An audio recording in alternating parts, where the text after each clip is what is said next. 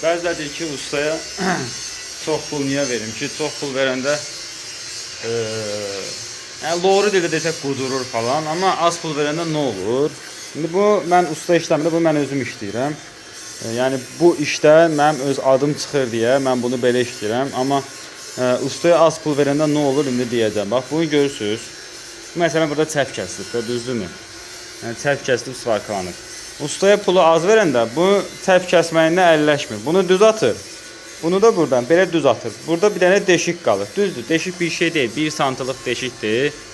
Bəzi səhvlərdə görmüşəm ki, ora nəsə kağızda mağazadan soxub üstə də şpaklyovka vururlar.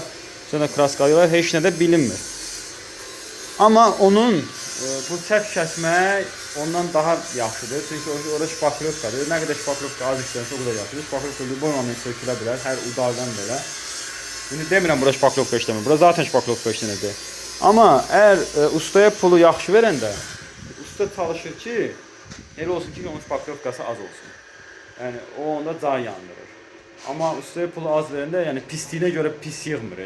Demir, əşim olsa az veriblər, qoy belə yığım. Sadəcə usta günlüyünü hesablayır, çalışır ki, evinə pul aparsın.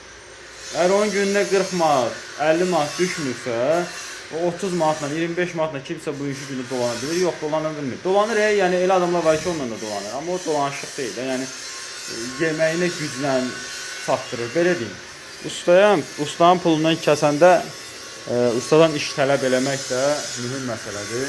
Yəni sən tələb etsən belə, o hardasa basıb getsin onu işləyəcək, ona görə heç ustanın pulunu kəssin. Bu sözü müştərilərə deyil, yəni bir də müştərilər özlərinə aiddir. Müştərilər də aiddir, amma əsasən sex işlədənlərə aiddir.